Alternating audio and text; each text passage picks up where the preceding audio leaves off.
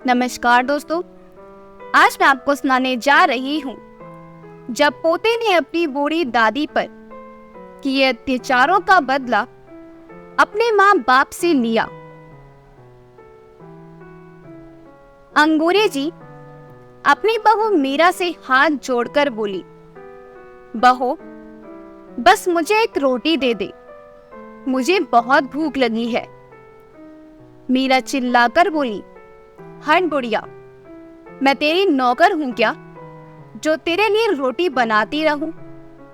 नहीं है तेरे लिए कोई रोटी वोटी, चुपचाप अपने कमरे में चली जा। बुढ़िया नहीं तो आकर तुझे बहुत मारूंगी। दिमाग खा रखा है इस बुढ़िया ने मेरा, हमेशा चिल्लाती रहती है, रोटी दे दे रोटी दे दे। अंगूरी जी बहुत मरी हुई सी आवाज में बोली, बहू बस एक रोटी दे दे।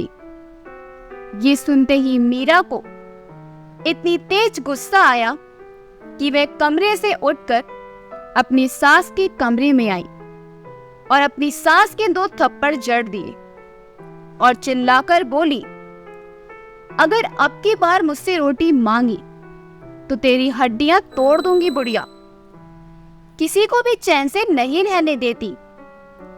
पहले अपने पति को चैन से नहीं जीने दिया तो वो भी तुझे यहाँ छोड़कर भाग गया, और अब तो मुझे चैन से नहीं जीने दे रही। लेकिन मुझे अपने पति की तरह मत समझना कि मैं यहाँ से भाग जाऊंगी बुढ़िया।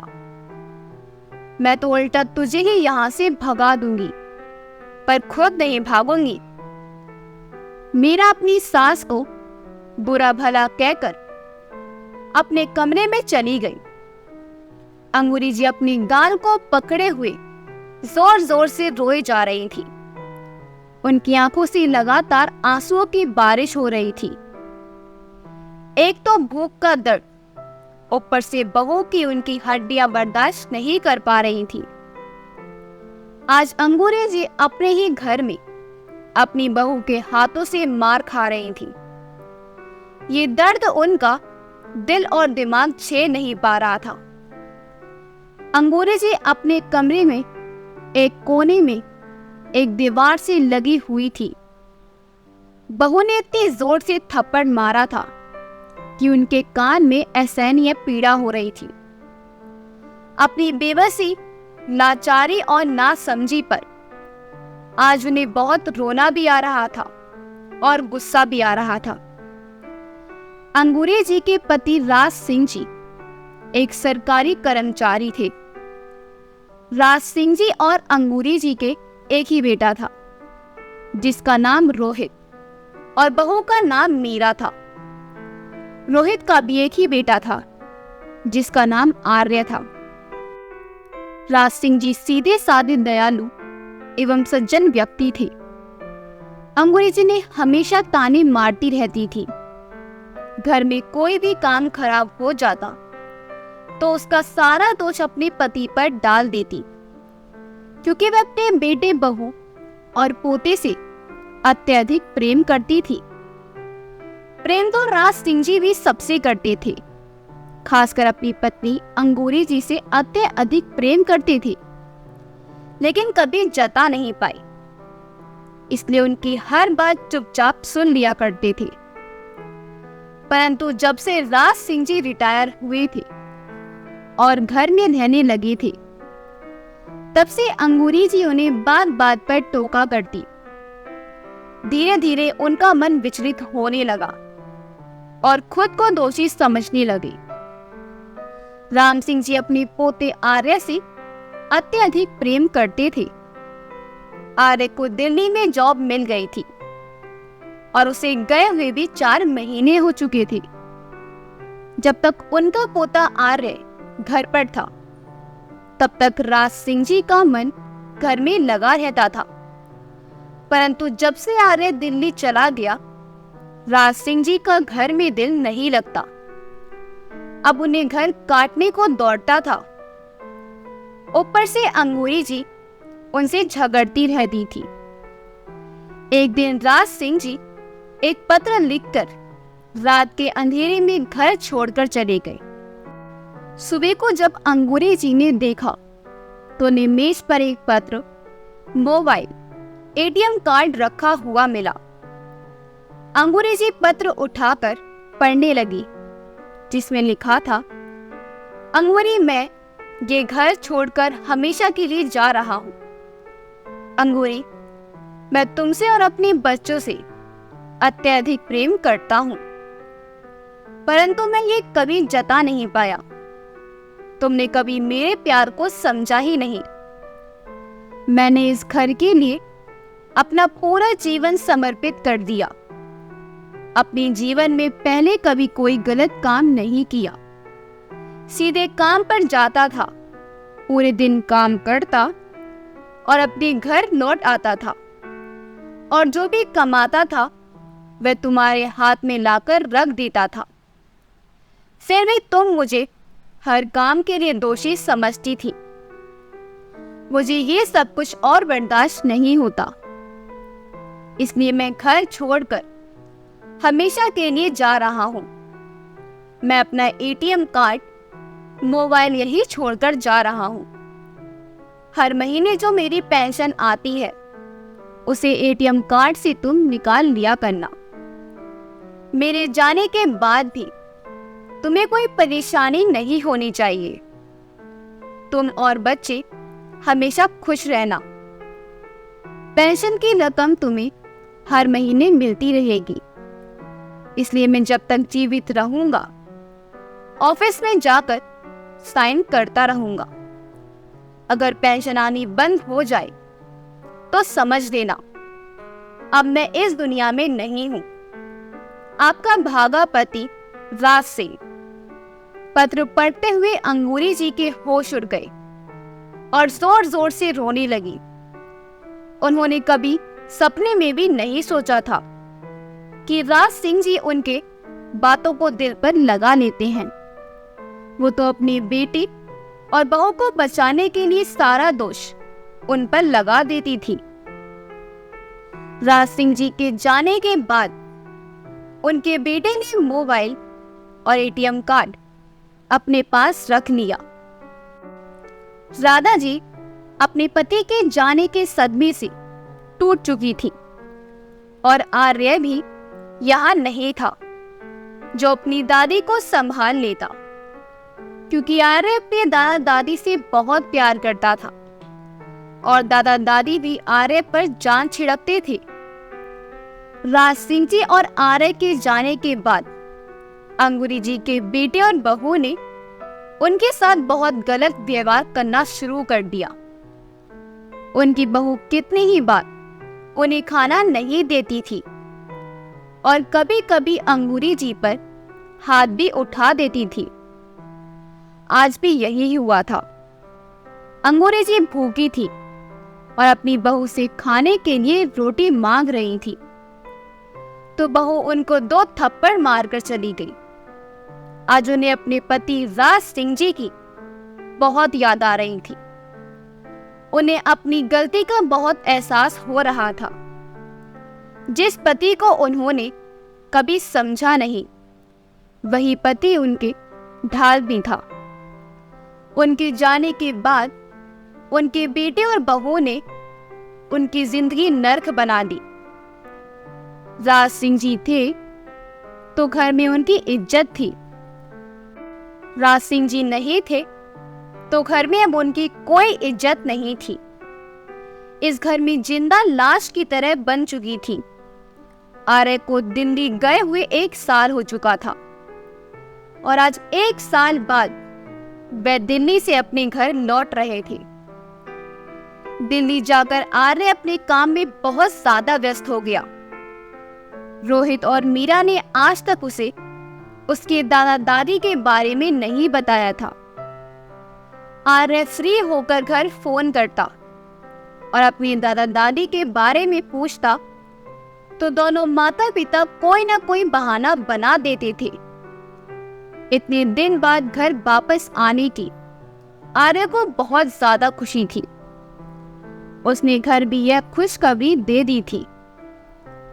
आज सुबह से ही मीरा बहुत ज्यादा खुश थी। अपने बेटे के घर आने की वजह से वह खुशी से नहीं समा रही थी। सुबह से ही मीरा किचन में घुसी हुई थी और तरह तरह के पकवान बनाने में लगी हुई थी। पकवान बनाने में उसे ये भी याद नहीं रहा कि उसने अपनी सास को कल से खाना नहीं दिया, और अगर आर्य को पता चल गया तो वो बहुत ज्यादा गुस्सा करेगा। वह तो बस खुशी खुशी सब कुछ किए जा रही थी। आर्य दिल्ली से निकलकर घर पहुंच गया। उसने धीरे धीरे से घर का दरवाजा खोला और बड़ा उत्साहित होकर घर के अंदर आ गया। अपने मम्मी पापा से मिलने के बजाय पहले अपने दादा दादी से मिलने को अधिक उत्साहित था। आज तो मैं 1 साल बाद वापस आया हूं, दादा दादी तो खुशी से झूम उठेंगे। सोचते हुए आर्य दादा दादी के कमरे की तरफ बढ़ रहा था कि तभी उसकी मम्मी बाहर आई तो आर्य को देखकर बड़ी खुश हुई। आर्य ने मम्मी को प्रणाम किया। उसी दादा दादी के कमरे की तरफ जाते हुए देखकर मीरा घबरा गई और जल्दी से बोली, बेटा अपने कमरे में चल, उधर क्यों जा रहा है? उसकी मम्मी उसे बोलती ही रही, किंतु आर्य दादा दादी के कमरे की ओर बढ़ता गया। उसकी मम्मी उसे रोकती रह गई, परंतु वो नहीं रुका और दादा दादी के कमरे में जा घुसा। जैसे ही आर्य कमरे में घुसा, उसकी आंखें फटे की फटी रह गई। उसके दादा दादी के कमरे में अंधेरा था और बदबू आ रही थी। आर्य आगे बढ़ा और कमरे की लाइट ऑन करने लगा, मगर उस कमरे की लाइट ऑन ही नहीं हुई। फिर उसने अपने मोबाइल की फ्लैश लाइट ऑन की। कमरे के अंदर का नजारा देखकर आर्य चकित रह गया कि सारे कमरे में गंदगी ही गंदगी थी। कई महीनों से कमरे की सफाई नहीं हुई थी। सारे मैले कुचले कपड़े इधर उधर पड़े थे। आर्य ने मोबाइल फ्लैश लाइट कमरे में इधर उधर मारी तो एक कोने में पड़ी हुई उसे अपनी दादी नजर आई। आर्य दादी के पास पहुंचा और दादी को हाथ लगाया। मुझे मत मारो, मुझे मत मारो, दादी डरी सहमी नीचे गर्दन करके चिल्लाए जा रही थी। तो आर्य चकित रह गया। दादी के पैरों को हाथ लगाते हुए आर्य बोला, दादी मैं आर्य, आपका आर्य दादी, देखो मैं आ गया हूं। दादी ने गर्दन उठाकर उसका चेहरा देखा। उसे देखते ही प्यार करने लगी। मेरा आर्य है, मेरा बच्चा, तो इतने दिन से क्यों नहीं आया? और कहते कहते फूट फूट कर रोने लगी। आर्य ने सबसे पहले दादी को उठाया और अपने कमरे में ले गया। उसकी मम्मी ये सब देखकर तिलमिला उठी। आर्य ने दादी को अपने कमरे में अपने बेड पर लिटा दिया और उनके पास बैठ गया। दादी आर्य से बोली, बेटा बहुत तेज भूख लगी है, थोड़ा सा खाना दे दे। दादी की बात सुनकर आर्य रोने लगा और दौड़ा दौड़ा रसोई में गया। उसकी आने की खुशी में उसकी माँ ने बढ़िया बढ़िया पकवान बनाए थे। वही थोड़ा थोड़ा सा थाली में लगाकर अपनी दादी को ले जाने लगा तो उसकी माँ उसे रोकने की कोशिश करने लगी। आर्य ने अपनी माँ के हाथों को छिड़क कर जल्दी जल्दी थाली लेकर चला गया और जाते ही दादी को सहारे से उठाकर खुद अपने हाथों से खाना खिलाने लगा। दादी को खाना खिलाते खिलाते आर्य की आंखों से आंसू बहने लगे और सोचने लगा, ये वही दादी है जो बढ़िया बढ़िया पकवान बनाकर सबको खिलाती थी, और आज वही दादी खाने को तड़पती हुए अंदर कोठरी में पड़ी हुई थी। आर्य दादी को खाना खिलाता रहा और रोता रहा। उसकी दादी पागलों की तरह खाना खाती रही। जब उनका पेट भर गया तो आर्य ने थाली रखी और उनका मुंह अपने हाथों से साफ किया और उनकी गोद में लेट गया। दादी, अब आप ठीक है ना? आर्य ने अपनी दादी से पूछा। तो दादी ने कहा, हाँ बेटा, अब मैं ठीक हूं मेरे बच्चे। अब तू आ गया है ना, तो मैं ठीक ही हूं। पर मुझे एक बात तो बता तू जल्दी क्यों नहीं आया? इतने दिनों में क्यों आया? क्या तुझे हमारी याद नहीं आई? दादी, आती थी ना, आप और दादाजी बहुत याद आते थे। लेकिन दादी, क्या करूं, मैं आ नहीं सका। काम का बहुत ज्यादा प्रेशर था। लेकिन अब आ गया हूं ना, अब आपको अकेला नहीं छोड़ूंगा। लेकिन दादी, ये तो बताओ, दादाजी कहाँ हैं? किसी काम से गए हैं क्या? इधर जब से आया हूं वो दिखाई नहीं दिए, आर्य ने दादी से कहा। यह सुनते ही दादी जोर जोर से रो पड़ी। आर्य ने दादी को चुप कराया और कहा, दादी, आप क्यों रो रही हैं? दादाजी कहाँ हैं? सब ठीक तो है ना? दादी चुप नहीं होती। आर्य उन्हें सीने से लगाकर चुप करता रहा। थोड़ी देर में दादी चुप हो गई और बोली, बेटा, क्या बताऊं, तेरे दादा को घर छोड़े हुए 8 महीने गुजर चुके हैं। आज तक वापस लौटकर नहीं आए हैं। मेरी आंखें उनकी रात देखते देखते थक गई हैं। बेटा, तेरे दादा के जाने के बाद मेरा जीवन नर्क बन चुका है। मैं तेरे दादा से लड़ती झगड़ती थी। जब तक वो मेरे साथ थे तो उनकी कदर नहीं हुई। आज वे साथ नहीं हैं तो उनकी कमी, उनका प्यार, उनकी कदर का एहसास हुआ। वह एक पत्र, मोबाइल और उनका अपना एटीएम कार्ड मेरे लिए छोड़कर गए हैं। मेरे बच्चे, मैं क्या बताऊं, उनके बिना कैसे जीवन व्यतीत कर रही हूं, क्योंकि उनके जाने के बाद कई दिन तक मुझे खाना नहीं मिलता। दादी रोते हुए सब कुछ आर्य को बताए जा रही थी। ये सब सुनकर आर्य चौंक गया।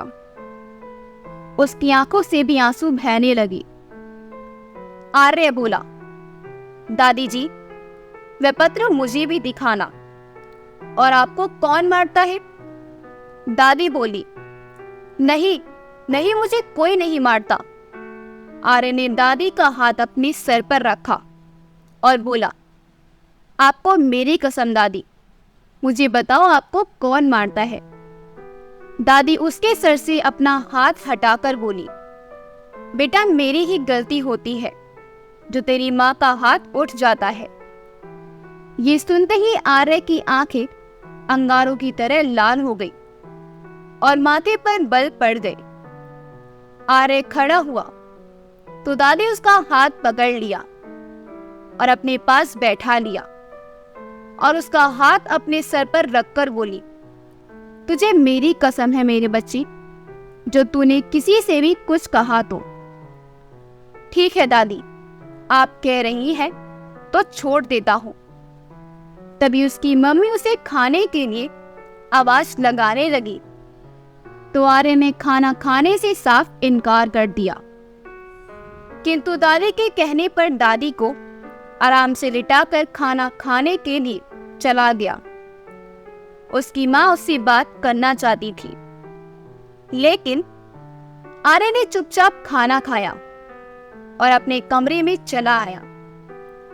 वह दादी को सोता देख कमरे का दरवाजा बंद कर अपने दादाजी को ढूंढने घर से बाहर निकल गया। आर्य पूरे दिन अपने दादाजी को ढूंढता रहा, पर उसके दादाजी उसे कहीं नहीं मिले। थक हार कर आर्य घर लौटकर आया। दादी अभी भी सो रही थी। दादी के पास बैठकर उनके जागने का इंतजार करने लगा। तभी आर्य के पापा कमरे में आए और उससे बात करने लगी और अपने साथ चलने को कहने लगे, परंतु आर्य ने इनकार कर दिया।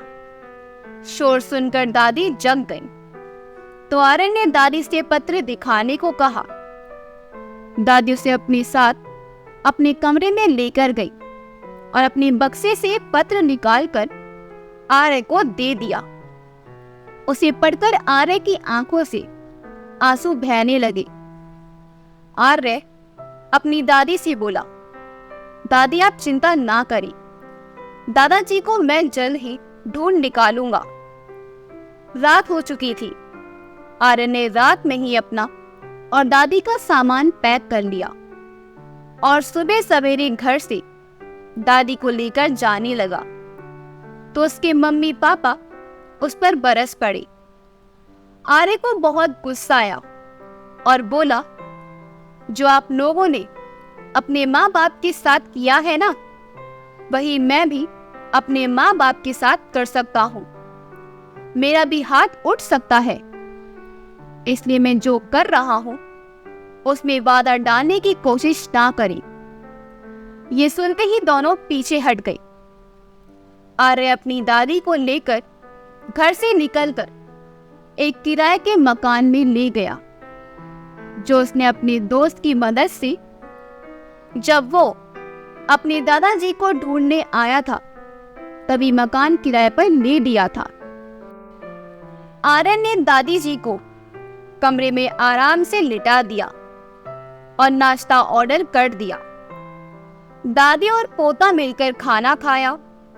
फिर आर्य नहा धोकर दादी जी को सुलाकर अपने दादाजी के उसी ऑफिस पहुंच गए जहां प्रति वर्ष उसके दादाजी अपने हस्ताक्षर करने आते थे। वहां जाकर उसे जानकारी हुई कि उनके हस्ताक्षर को पूरा वर्ष हो चुका है और आज कल में ही उनके हस्ताक्षर होने हैं।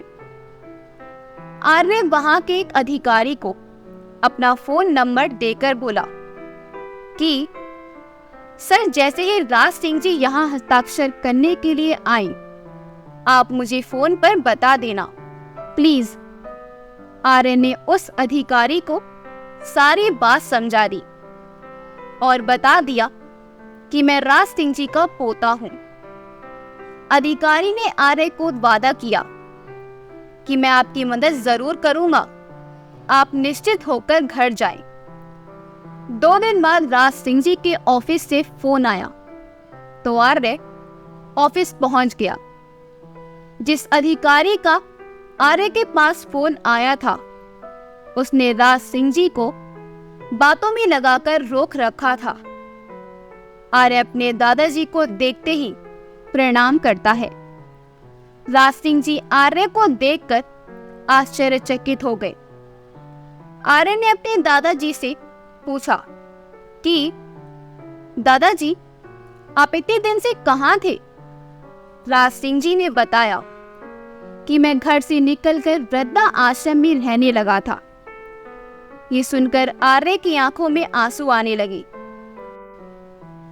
आर्य ने दादाजी को अपने साथ चलने को कहा तो दादाजी मना करने लगे, लेकिन आर्य अपने दादाजी को जबरदस्ती करके घर आने को मना ही लेता है और उन्हें अपने साथ अपने कमरे में ले आया। अंगूरी जी राज सिंह जी को देखकर रोने लगी और उनके पैरों में गिर पड़ी और उनसे अपने किए की माफी मांगने लगी। राज सिंह जी ने अंगूरी जी को पैरों से उठाया और अपने सीने से लगा लिया। अपने दादा दादी को गले मिलते देख आर्य बहुत खुश हुआ और खुद भी दोनों से चिपक गया। आर्य ने अपनी दादी पर बीती सारी बात अपने दादाजी को बताई और अपने माता पिता को सबक सिखाने के लिए बोला। आर्य ने दोस्त की मदद से एक वकील को बुलाकर कोर्ट से एक नोटिस जारी किया। नोटिस में लिखा था कि यह घर राज सिंह जी का है और 10 दिन में खाली करना पड़ेगा और नहीं किया जाता है तो प्रतिदिन 5,000 का जुर्माना लगेगा। नोटिस देकर आर्य के माता पिता के होश उड़ गए। वे आर्य के दोस्त से उसका घर का पता लगाते हैं और वहां पहुंच जाते हैं। माता पिता के पैरों में गिर जाते हैं। राज सिंह जी उनको देखकर बहुत बुरी तरह भड़क जाते हैं और 2-3 थप्पड़ रोहित को लगा देते हैं और कहते हैं, जो व्यवहार तुमने मेरे जाने के बाद अपनी माँ से किया, उसके लिए मैं तुम्हें कभी माफ नहीं कर सकता। जाओ यहाँ से और 10 दिन में घर खाली कर देना, नहीं तो मुझसे बुरा कोई नहीं। ये सुनकर रोहित और मीरा डर जाते हैं और चुपचाप वहां से चले गए और उन्होंने घर खाली कर दिया और छोटे से किराए के मकान में रहने लगे। अगले दिन आर्य अपने दादा दादी को अपने घर ले आया और खुशी खुशी रहने लगे। आर्य के माता पिता अब अपने अकेले वीरान घर से अपने नीच कर्मों की सजा भुगत रहे थे। अगर आपको हमारी कहानी अच्छी लगी हो तो हमारे वीडियो को लाइक करें, शेयर करें और हमारे चैनल योगी वॉइस को सब्सक्राइब कर दें। मिलते हैं अगली वीडियो में। आपका बहुत बहुत धन्यवाद।